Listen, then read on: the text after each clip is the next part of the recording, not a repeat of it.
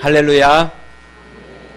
이 시간에 주님의 전에 올 때 한 주간의 삶으로 지치고 힘드신 분이 있다라고 한다면 말씀을 통해서 은혜 받고 가실 때에는 새 힘을 얻고 기쁨으로 주님의 전을 나아가는 우리 성도님들이 되어지기를 원합니다. 오늘 같이 함께 나눌 말씀의 제목은 하나님의 일을 하는 원리입니다. 이 제화로 함께 은혜를 나누고자 하는데요, 어느 목사님께서 설교하는 중에 넌센스 퀴즈를 내셨습니다. 한번 맞춰보시겠습니까? 세상에서 가장 차가운 바다는 무엇일까요? 라고 물었습니다. 무엇일까요? 네, 썰렁해입니다. 네, 지금 분위기처럼 썰렁해. 그리고 그렇다면은 세상에서 가장 따뜻한 바다는 무엇일까요? 라고 물었습니다. 네, 따뜻해. 네, 맞습니다. 사랑해. 네, 맞아요. 우리 집사님 많이 들으시나 봐요. 목사님께서 그 넌센스 퀴즈를 내시고 이후에 우리 성도님들도 따뜻한 바다처럼 사랑의 마음을 가지고 세상을 살아가시기를 바랍니다 라고 마쳤어요. 제가 아니고 그분이. 그래서 그 설교를 듣고 어느 한 여자 집사님께서 은혜를 받으셨습니다. 그래가지고 자기 남편에게 가서 그 퀴즈를 내는 거예요. 근데 그 집사님은 평소에 자기 남편에게 사랑해 하고 한번 듣는 것이 소원이었거든요. 그래서 남편에게 말합니다. 여보 내가 넌센스 퀴즈 한번 낼 테니까 맞춰보세요. 세상에서 가장 따뜻한 바다가 뭘까요? 그러는 거예요. 남편이 아무리 생각해도 모르겠는 거예요. 이 여자분 갖은 애교를 부리면서 여보 있잖아, 이때 당신이 나한테 해주고 싶은 말 그 있잖아. 그러니까 그 남편이 뭔가 생각했다는 듯이 크게 말합니다. 열받아. 이 시간에 우리 같이 주위 분과 인사 나누도록 하겠습니다. 주님의 이름으로 사랑합니다. 주님의 이름으로 사랑합니다. 네. 오늘 본문은 로마서 16장입니다. 본문을 읽는데 조금은 지루하셨을 법도 하십니다. 그렇죠? 만약에 오늘 본문 가운데 읽고서 은혜 받으신 분 계시다라고 한다면 그분은 신학교 가셔야 돼요. 본문은 그만큼 지루하고 좀 따분하기도 합니다. 성경을 읽는데 그러한 구절이 좀 덜어 있습니다. 대표적인 구절이 역대상 무려 9장에 걸쳐서 9장에 걸쳐서 이름만 나옵니다. 그것을 읽다 보면 정말 내 인내의 한계가 어디인지 스스로 물어보기도 합니다. 그리고 오늘 본문도 그와 같이 참 읽기 어려운 본문 중에 하나입니다. 그런데 16장이 오늘 우리에게 주는 중요한 메시지를 던지고 있습니다. 특별히 하나님의 일을 하는 우리가 하나님의 일을 하는 원리에 대해서 어떻게 일해야 하는지 중요한 메시지를 우리에게 가르쳐주고 있습니다. 우리가 바울 서신을 읽을 때 바울을 보면은 참 대단한 사람이다라는 생각을 가져봅니다.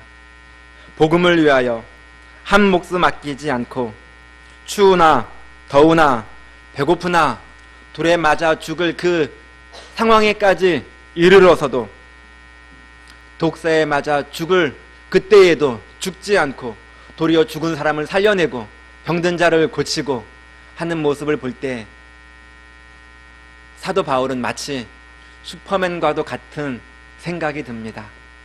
슈퍼맨의 특징이 무엇입니까? 못하는 일이 없습니다. 자기 혼자 모든 일들을 다 감당합니다. 여러분, 슈퍼맨이 힘이 좀 부족해가지고 나 좀 도와주십시오 라고 말해 본 적 들은 적 있습니까? 그렇다면 슈퍼맨이 아니지요. 우리는 사도 바울을 그렇게 생각할지 모르겠으나 오늘 본문을 보면은 사도 바울은 결코 슈퍼맨이 아니었다라는 것입니다. 로마서 16장에 기록된 사람들의 이름을 세어보니 최소 35명입니다. 이 35명 이 사람들이 바울의 동역자였다라는 것입니다. 바울 혼자 슈퍼맨과 같이 일하지 아니하고 이 많이 협력해주는 사람들과 함께 주님의 일을 감당했다라는 것입니다. 오늘 본문이 우리에게 이야기해 주고 있는 것은 바울은 하나님의 일을 혼자서 감당한 것이 아니라 동역자들과 함께 일했다라는 것입니다. 바울이 위대한 하나님의 사역자로 쓰임을 받았지만 만약에 16장에 기록되어져 있는 이 사람들의 동역이 없었다라고 한다면 단언컨대 결코 사도 바울은 하나님의 그 귀한 사역을 능히 감당하지 못했을 것입니다. 우리는 자기 혼자서 열심히 모든 일들을 척척 잘하는 사람들을 보면은 멀티플레이어, 정말 다재다능한 사람이다, 정말 참 위대한 사람이다 라고 말할지 모르겠습니다.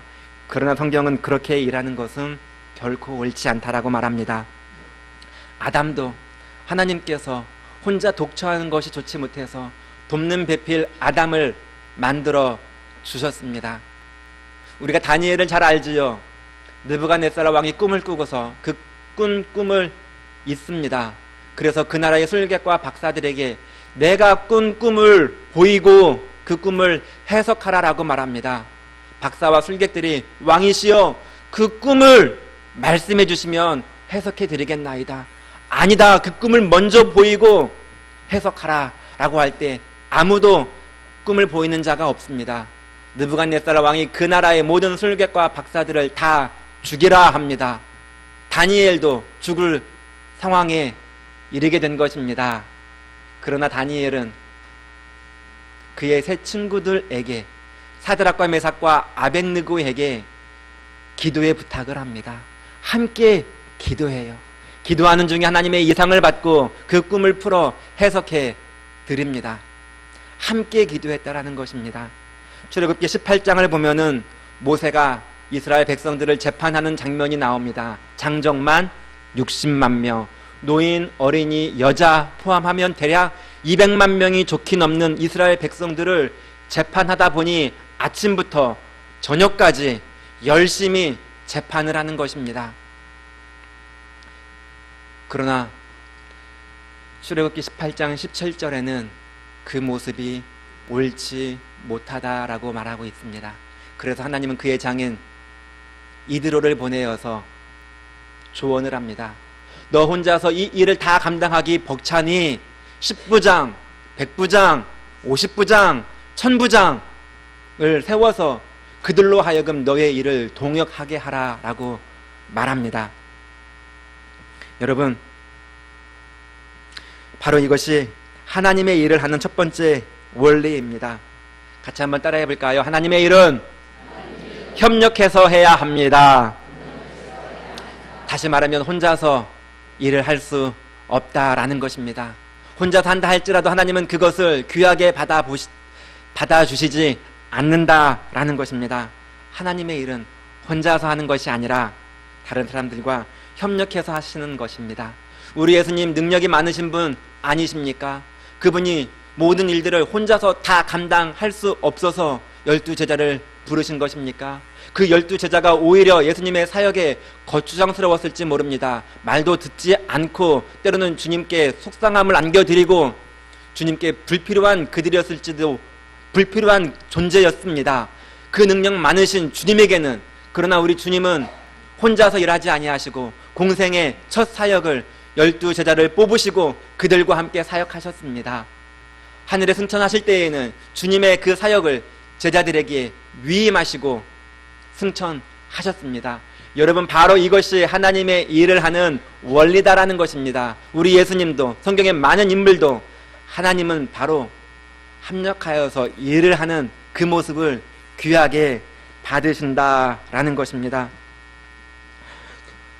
고린도전서 12장을 보면은 바울은 교회를 그리스도의 몸으로 비유해서 말합니다. 그리고 우리는 그 몸된 교회의 지체들이다라고 말하고 있습니다. 여러분, 각 지체는 몸을 위해서 존재하는 것 아닙니까? 눈은 눈의 역할이 있고 귀는 귀의 역할이 있는 것입니다. 각자 자기의 역할을 잘 감당할 때 그 지체를 세워갈 수 있고, 성도가 자기의 역할을 잘 감당할 때 주님의 몸된 교회를 세워갈 수 있는 것입니다. 이것이 바로 그리스도의 몸된 교회를 세워나가는 원리인 것입니다. 여러분, 여전도회에 소속되어져 있습니까? 그런데 활동은 하지 않으신다. 남선교회에 소속되어져 있고, 찬양대회에 소속되어져 있고, 다른 기관에 소속되어져 있는데 활동은 하지 않는다. 마치 그것은 줄기에서 꺾어진 가지와도 같습니다. 그 가지는 어떻게 됩니까? 말라서 결국은 죽을 수밖에 없습니다. 아니요, 저는 꽃꽂이여서 그냥 땅에 꽂기만 하면 줄기 없어도 혼자 자랄 수 있어요. 네, 그럴 수 있습니다. 혼자서 신앙생활 얼마든지 할 수 있으나 그것은 그리스도의 몸된 교회를 결코 세울 수 없습니다. 우리 각 지체가 있는 것은 그리스도의 몸을 세우고 몸의 머리인 예수 그리스도를 높이기 위함인 것입니다. 그러므로 각자 소속해 있는 기관이 있다고 한다면 그곳으로 돌아가십시오. 그곳에서 열심히 활동해 주시기를 바랍니다. 반대로 활동은 하시는데 독불장군이 있을 수 있습니다. 자기 혼자 잘났다고 다른 지체들은 무시하고 모든 일들을 혼자서 감당하고자 하는 사람도 있으나 그것은 결코 옳지 못한 일입니다. 한번 생각해 보십시오. 팔이 자기 혼자서 모든 일들을 하겠다라고 당치나 하겠습니까? 팔이 일을 하기 위해서는 움직여주는 발이 있어야 합니다. 팔이 일을 하기 위해서는 보여주는 눈이 있어야 하는 것입니다. 이처럼 다양한 지체들이 같이 합력해서 일을 할 때 온전히 감당할 수 있다라는 것입니다. 내가 잘났다고 다른 지체들을 무시하고 나 혼자서 모든 일들을 감당하겠다라고 그것은 옳지 못하다라는 것입니다. 개구리들이 냇가에서 빨개 벗고 목욕을 하고 있었습니다. 다 같이 빨개 벗고 놀고 있는데 어느 한 개구리는 혼자서 야광 팬티를 입고 바위 위에 올라서 일광욕을 하고 있는 것입니다. 그래서 한 개구리가 묻습니다. 야, 우리는 다 빨개 벗고서 목욕하고 있는데 너는 왜 혼자 야광 팬티 입고 있는 거야? 그러니까 그 개구리가 하는 말이 저는 때밀인데요. 목욕탕에 가보셨지요? 예, 혼자 유일하게 팬티 입고 계신 분 계십니다. 네, 이처럼 교회 일 하는데 혼자 잘났다고 야광 팬티 입고 튀어보겠다라고 하는 분이 있을 수 있다라는 것입니다. 요한 3서 1장 9절을 보면은요, 그런 사람에 대해서 언급하고 있습니다. 으뜸되기를 좋아하는 디오드레베라고. 디오드레베는 어떤 사람입니까? 자기 자신이 좀 인정받기를 원하는 사람입니다. 다른 사람보다 내가 좀 더 잘났다라고 폼내는 사람입니다. 야광 팬티 입고 좀 튀어보는 사람, 바로 디오드레베. 그런 사람 되지 말라라고 성경은 말하고 있습니다. 일을 할 수 없어서 못하는 것이 아니라 너무나 다재다능해서 모든 사람들 위해 뛰어난 자리에 앉아서 내가 좀 인정받고자 하는 그것, 주님께서는 옳지 못한 모습이다라고 말씀하고 있습니다. 우리는 그런 사람들을 볼 때 다재다능하고 유능하게 보일지는 몰라도 그 모습은 주님의 몸된 교회를 해치는 것입니다. 주님의 일은 어떻게 하는 것이냐? 다 함께 하는 것입니다. 여러분, 사도 바울도 오늘 본문에 보면 35명과 함께 동역한 모습을 볼 수 있습니다. 그래서 우리는 주님의 일을 할 때 다른 사람들과 함께 협력해서 일해야 하는 것을 배워야 합니다. 이 시간에 나누고 싶은 첫 번째 메시지입니다. 주님의 일을 하는 원리, 같이 한번 따라해 보겠습니다. 다른 지체들과 협력해서 일하는 것입니다. 협력. 저는 이 협력이라는 단어를 이렇게 말씀드리고 싶어요. 있어야 할 자리에 있는 것이라고. 어쩌면 세상에서 가장 아름다운 모습이 있어야 할 자리에 있는 그것입니다. 냇가에 바위가 있을 때, 꽃밭에 꽃이 피었을 때, 산에 나무들이 우거져 있을 때, 밤하늘에 별이 있을 때, 즉 있어야 할 그 자리에 있을 때 그 모습이 가장 아름다운 것입니다. 마치 주일날 성도들이 하나님의 전에서 이렇게 예배하는 모습이 아름답듯이 말입니다. 내가 여전도회 회원으로, 남선교회 회원으로, 찬양대 회원으로 있어야 할 그 자리가 가장 아름답듯이 말입니다. 협력, 있어야 할 자리에서 함께 일하는 그것을 우리 주님은 가장 아름답게 보시지 않을까 싶습니다. 저와 여러분들, 옆에 있는 지체들과 협력함으로 하나님의 몸된 교회를 세워 나아가는 저와 여러분이 되어지시기를 주님의 이름으로 축원합니다. 두 번째로 나누고 싶은 것은 이것입니다. 본문에 가장 많이 나오는 단어가 무난하라입니다. 그래서 로마서 16장을 무난장이라고 하는데요, 그 다음에 많이 나오는 단어가 무엇인지 아십니까? 이것을 나누고 싶은데 맞습니다. 주 안에서. 네, 참 잘 읽으셨어요. 집중해서. 주 안에서, 그리스도 안에서, 예수 안에서 무려 10번이나 나오고 있습니다. 3절 말씀 같이 한번 우리 읽어볼까요? 16장 3절 말씀.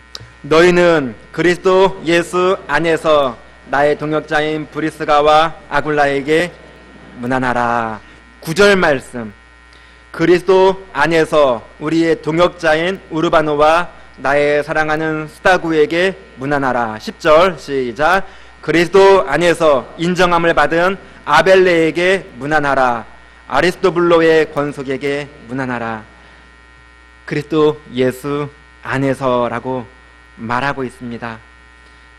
즉 오늘 본문을 보면은 바울의 동역자들은 바울의 사역을 열심히 도와주었는데 그 이전에 먼저 그들은 주님 안에서, 즉 주님의 동역자들이었다라는 것입니다.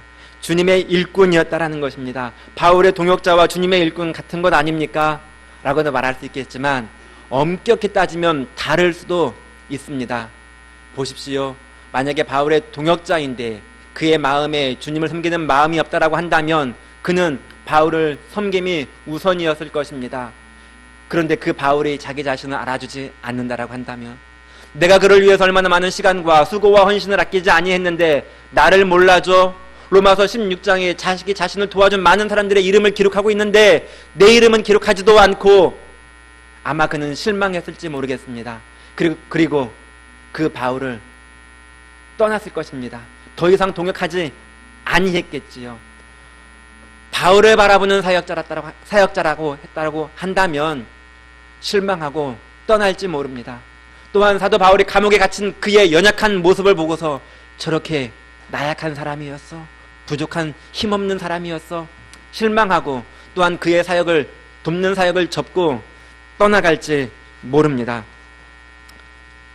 그래서 우리는 교회 일을 할 때 우리 자신에게 이 질문을 던져야 합니다. 나는 과연 누구를 위한 일꾼인가? 라는 질문을. 내가 정말 주님을 위한 일꾼인가? 아니면 사람을 위한 일꾼인가? 내가 그동안 주님을 기쁘시게 하기 위한 일꾼으로서 사역했는가? 아니면 사람을 기쁘게 하고 그 사람에게 인정받고자 하는 일꾼이었는가? 우리는 생각해 보아야 합니다. 우리는 자칫 잘못하면은 내 봉사의 중심이 주님이 아닌 사람일 수 있다라는 것입니다. 마태복음 6장을 보면은요, 주님께서 경건생활의 교육에 대해서 말씀해 주고 있습니다. 그 중에 3가지 주제에 대해서 말씀하고 있는데요, 기도, 금식, 그리고 구제에 대해서 가르쳐 줍니다. 그런데 그 각 주제마다 말씀하실 때 마지막에 무엇을 강조하시는지 아십니까? 사람에게 보이지 말라라고 말하고 있습니다. 사람에게 보이려고 하지 말라라고. 그렇게 하는 사람은 하늘 아버지께 상을 얻지 못하느니라 라고 말하고 있습니다. 우리 주님도 우리의 봉사의 중심이, 섬김의 중심이, 기도의 중심이, 신앙생활의 모든 중심이 주님께 있는지 사람에게 있는지 묻고 있는 것입니다.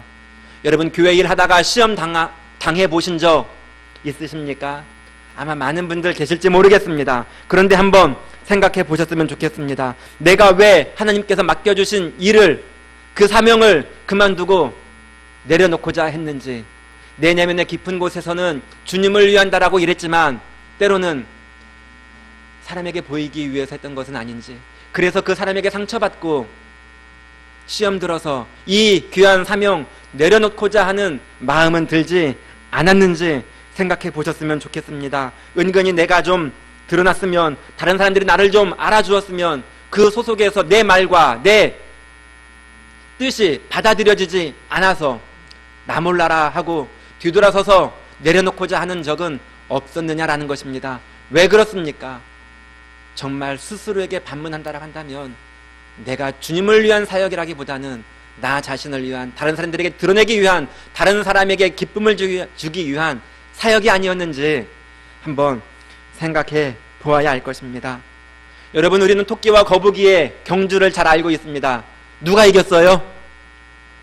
누가 이겼습니까? 네, 거북이가 이겼습니다. 왜 토끼가 졌습니까? 토끼의 목표 설정이 잘못되었기 때문입니다. 토끼는 거북이를 이기는 것이 목적이었습니다. 그래서 여기 땅 하고 달리기 시작해서 언덕 위에 올라서서 그 뒤에 있는 거북이를 바라보니 보이지도 않아요. 엉금엉금 어느 세월에 올라올지 몰라요. 그래서 여기서 좀 한숨 쉬어도 되겠구나 하고서 낮잠을 자지요. 그러다가 진 것 아닙니까? 그러나 거북이의 목표는 달랐습니다. 거북이는 저 산 꼭대기에 꽂혀있는 깃발이었습니다. 누가 뭐라고 해도 아무리 늦어도 엉금엉금 그 깃발을 향해서 달려 나아갑니다. 여러분, 우리가 봉사할 때 내가 어떤 표대를 바라보고 달려 나아가고 있느냐라는 것입니다. 주님을 위한, 아니면 사람에게 보이기 위한, 바라기는 우리 성도님들 토끼가 아닌 거북이가 되셨으면 좋겠습니다. 내 사역이 사람에게 보이기 위한 사역이 아니라 주님께 영광 돌리기 위한 섬김과 헌신과 수고가 되어지기를 간구하는 마음입니다. 이 시간에 이 본문을 통하여서 함께 나누고 싶은 두 번째 메시지입니다. 같이 한번 따라해 볼까요? 교회의 일꾼 되기 전에 주님의 일꾼 되십시오. 주님의 일꾼이 되어서 각 지체에서 일한다면은 그곳에서는 향기가 날 것 같습니다. 주님의 향기가 날 것 같고, 분열이 있는 곳에 화합이 생길 것 같고, 썰렁했던 그곳에 사랑해라는 단어가 넘쳐나게 될 것 같고, 주님의 일꾼 되어서 주님께서 맡겨주신 사역 감당하는 저와 여러분이 되어주시기를 바랍니다. 마지막으로 오늘 본문을 통하여서 우리에게 주는 세 번째 교훈이 있습니다. 본문에는 대략 35명 정도의 바울의 동역자들이 언급이 되어져 있습니다. 다양한 사람들이었다는 사실입니다. 1절 말씀 보면은요, 우리 자매 베베를 너희에게 추천하노니, 베베의 이름이 언급되어져 있습니다. 남자예요? 여자예요? 자매라고 말하고 있어요. 여러분, 우리는 바울의 동역자 그러면 누가 생각하지요? 많은 남자들이었을 것이다 라고 생각합니다. 그러나 누가 많이 있었던 것이 아니라 여자도 있었음을 볼 수 있습니다. 2절 말씀에 보면은 브리스가와 아굴라라고 말하고 있습니다. 브리스가와 아굴라, 즉 싱글만이 도와주었던 것이 아니라 부부가 함께 도와주는 팀도 있었다라는 것입니다. 참 다양하지요. 여러분, 브리스가와 아굴라 중에 누가 여자입니까? 브리스가지요. 남자가 먼저 언급되어지는 게 당연할 텐데 왜 여자 먼저 언급되어졌겠어요? 브리스가가 더 많이 사도 바울의 사역을 도와주었기 때문에, 그래서 그를 먼저 언급하고 있는 것입니다. 예나 지금이나 여자가 더 교회에서 몸된 사역을 감당하는 이유, 이것이 바로 성경적인 전통을 가지고 있는 것 같아요. 우리 여호수아 전도대를 보아도 다 여자분밖에 없어요. 네. 여자가 그만큼 사도 바울의 사역에 동참해주고 있는 모습을 볼 수 있습니다. 1절에 베베도 여자요, 2절에 브리스글라도 여자요. 또한 본문에 보면은 다양한 신분들도 있음을 볼 수 있습니다. 귀족도 있었고 종도 있었습니다. 10절 말씀 한번 보실까요? 10절 말씀에 보면은 아리스토블로라고 언급하고 있습니다. 여러분, 이 아리스토블로는 헤롯 왕의 손자였습니다. 아리스토블로의 할아버지가 누구? 이스라엘의 분봉왕 헤롯이었다라는 것입니다. 그 손자도 지금 사도 바울의 사역에 동참하고 있어요. 귀족, 높은 신분이었다라는 것입니다. 11절 말씀에 나기수가 나옵니다. 나기수는 로마의 황제 글라우디오 황제의 비서였습니다. 지금으로 말하면 대통령의 비서실장쯤 되어질까요? 높은 자리예요, 낮은 자리예요? 높은 귀족이었다라는 것입니다. 15절 말씀에 네레오, 이 사람은 클레멘스의 집정관의 비서였습니다. 즉 바울을 돕는 많은 동역자들 중에는 사회적 신분, 높은 자리에 있었던 귀족들도 많이 있었다라는 것입니다. 그뿐만이 아닙니다. 종들도 있음을 알 수 있습니다. 22절 말씀, 더디오라는 사람이 나옵니다. 더디오는 노예였거든요. 어떻게 알 수 있나요? 더디오라는 이름의 뜻은요, 셋째라는 뜻입니다. 고대 로마에서 종들은 이름을 갖지 못했습니다. 주인이 그 종을 부를 때에는 첫째야, 둘째야 라고 불렀습니다. 주인이 그 사람을 종으로 부를 때 첫 번째 종으로 불렀으면 첫째야, 더디오는 셋째야 라는 뜻입니다. 더디오가 그 집안의 세 번째 종으로 고용되었다라는 것을 알 수 있어요. 그런데 이 더디오는 학식이 있는 종이었습니다. 어떻게 22절에 보면은 사도 바울의 편지를 대필하고 있는 사람이 나 더디오라고 말하고 있어요. 학식이 있는 종임을 알 수 있습니다. 그리고 23절 말씀에 구아도, 이 뜻은 넷째야 라는 뜻입니다. 구아도의 신분이 뭐라는 거예요? 뭐라는 거예요? 종이라는 것입니다.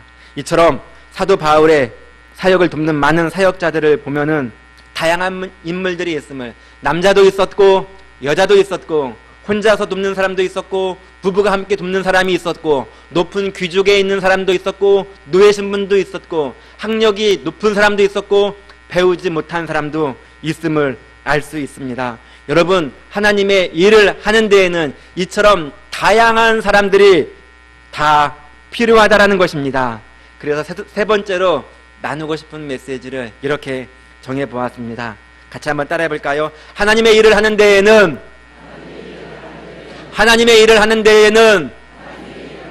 다양한 일꾼이 필요합니다. 남자냐 여자냐, 사회적으로 신분이 높으냐 낮으냐, 많이 물질을 가졌느냐 없느냐, 그런 것이 중요하지 않다라는 것입니다. 왜냐? 하나님은 이처럼 다양한 사람들을 들어서 하나님의 귀한 사역을 맡기시기 때문입니다.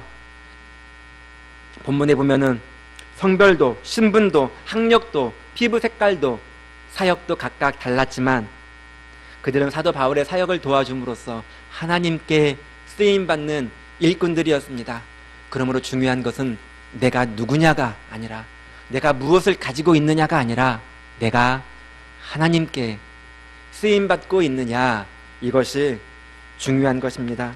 여러분, 주님을 위해서 목숨을 버려서 순교한 그 순교자들, 그들은 주님의 생명책에 이름이 기록되어졌을 것입니다. 뿐만이 아닙니다. 주님을 위하여 수고와 헌신과 노고도 마다하지 않는 그들도 주님의 생명책에 이름이 기록되어지지 않았을까 싶습니다. 왜냐? 성경에는 우리의 공력을 따라서 심판하신다라고 말씀하고 있기 때문입니다. 우리의 공력에 따라서, 우리의 수고에 따라서, 즉 우리의 이름도 이 책에 기록되어진 것처럼 주님의 책에는 기록되어진 줄로 믿습니다. 사도 바울, 그를 돕는 많은 동역자들, 사도 바울이 고마워서 이 책에 이름을 기록하고 있는 것이 아니라 하나님이 내가 나의 일꾼들을 알고 있다, 기억하고 있다, 그래서 주님께서 그들의 이름을 주님의 책에 기록하고 있는 것입니다. 바라기는 우리도 주님께 공적을 쌓아서 주님께 인정함을 받아 그 책에 기록되어지는 저와 여러분이 되어지시기를 바랍니다. 여러분, 천국에서 가장 부끄러운 사람이 누구이겠습니까?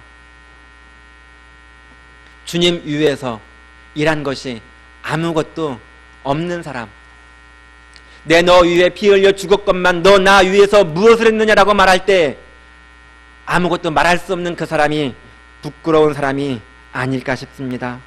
주님은 먼저 우리를 위해서 자신의 몸을 피 흘려 내어 주셨습니다.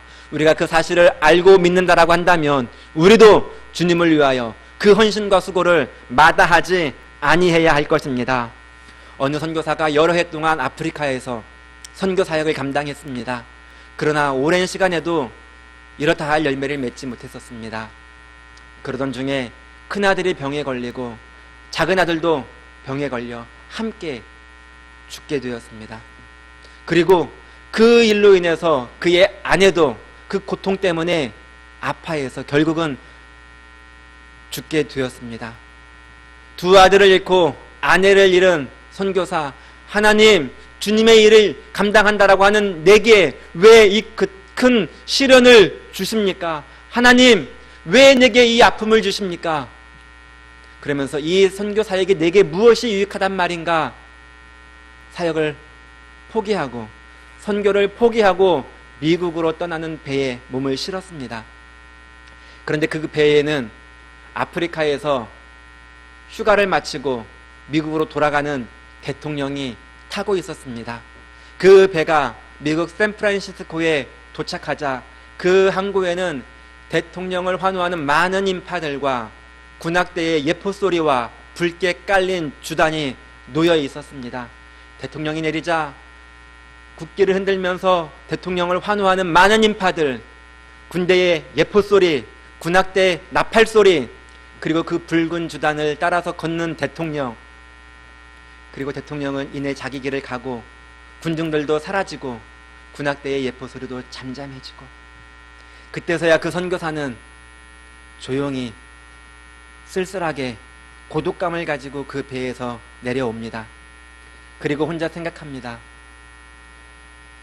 휴가를 마치고 돌아오는 대통령도 이렇게 많은 사람들이 환호를 해주고 있는데 여러 해 동안 선교를 하다가 두 아들을 잃고 아내를 잃고 돌아오는 나를 환호해주는 사람은 아무도 없구나.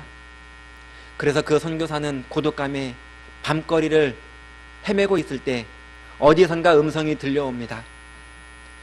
내 아들아, 너는 아직 고향에 돌아오지 아니하였다.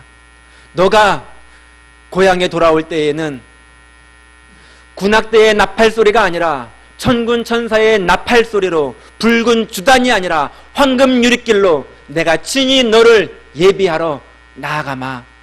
내 아들아, 너는 아직 고향에 돌아오지 아니했으니 끝까지 충성해라. 그 음성을 듣고 그 선교사는 그 자리에서 무릎을 꿇고 내가 하나님의 진리를 깨닫지 못한 것과 끝까지 충성하지 못한 것에 대한 회개와 돌이켜서 아프리카에 가서 죽는 날까지 선교 사역을 감당했다라고 합니다. 여기 앉아 계신 분 중에 주님의 일 하다가 다른 사람들로부터, 다른 일들로부터 마음의 상처와 아픔을 안고 주님께서 맡겨주신 이 사명 내려놓고자 하는 마음을 갖고 계신 분 이 자리에 계십니까? 많은 상처와 아픔 때문에 회의를 느끼고 주님께서 내게 맡겨주신 사명 내려놓고자 마음 드신 분 계십니까? 그렇다고 한다면 이 사실을 기억해 주셨으면 좋겠습니다. 주님의 일 하다가 받은 그 상처와 아픔, 그것은 스티그마가 되는 것입니다. 사도 바울은 그 주님의 일을 하다가 받은 상처와 아픔을 스티그마, 예수의 흔적이다라고 말하고 있습니다. 내 몸에 예수의 흔적을 가졌노라라고 사도 바울은 말하고 있습니다. 주님을 위해서 당한 그 고난과 흔적은 스티그마가 되는 것입니다. 주님은 그 고난과 흔적을 보고서 우리에게 영광의 상급을 갚아 주실 것입니다. 천국에서 가장 부끄러운 사람은 그 고난의 흔적을 가지지 못한 사람 아니겠습니까? 우리 주님은 그 고난의 흔적을 보고서 우리에게 영광의 상급을 예비해 주실 것이다라는 것입니다. 그러므로 내가 받은 그 고난과 아픔과 상처, 그것이 내게 있어서 훗날에는 얼마나 귀한 것이 되시는 것임을 기억하셨으면 좋겠습니다. 여러분, 뒤로 물러나 계신 분 계십니까? 다시 일어나십시오.